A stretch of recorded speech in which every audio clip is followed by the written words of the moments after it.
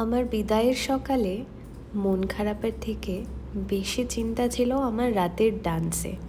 একদিকে ভালোই হয়েছে, কারণ বিদায়ের সময় এমন একটা মাহল হয়ে যায়, তখন নিজেকে সামলানোটা সত্যি একটা টাস্ক। মা, মাম্মা, দিদন ওরা সবাই ইমোশনাল তো হয়েই গেছিল। ওদের কান্নাকাটি আর স্টপ হচ্ছিল না।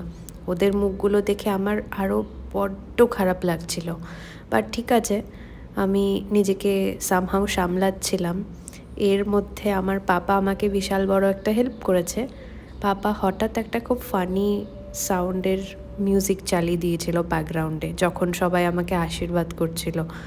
ওই ব্যাকগ্রাউন্ড মিউজিকের সাথে সাথে সবাই আমাকে আশীর্বাদ করছে, আর একটা সব মিলিয়ে না অদ্ভুত ফানি মোমেন্ট হয়েছে। কান্না হাসির একটা অদ্ভুত মিশ্রণ।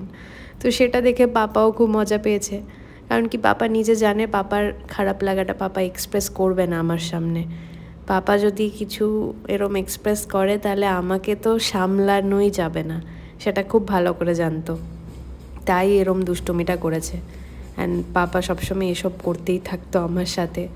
তো অবভিয়াসলি তখন ওই মোমেন্টেই আমার কান্নাটা কন্ট্রোল হয়ে গেছে। তারপর আমি অনেকটা নর্মাল হয়ে গেছি, কারণ নেক্সট যেটা হচ্ছে সেটা আমার বরণ হোটেল পোলো টাওয়ার্সে হয়েছে।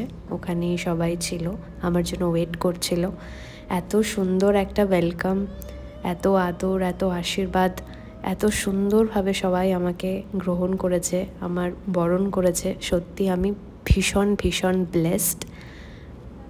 তাহলে আবার দেখা হচ্ছে সঙ্গীত নাইটে।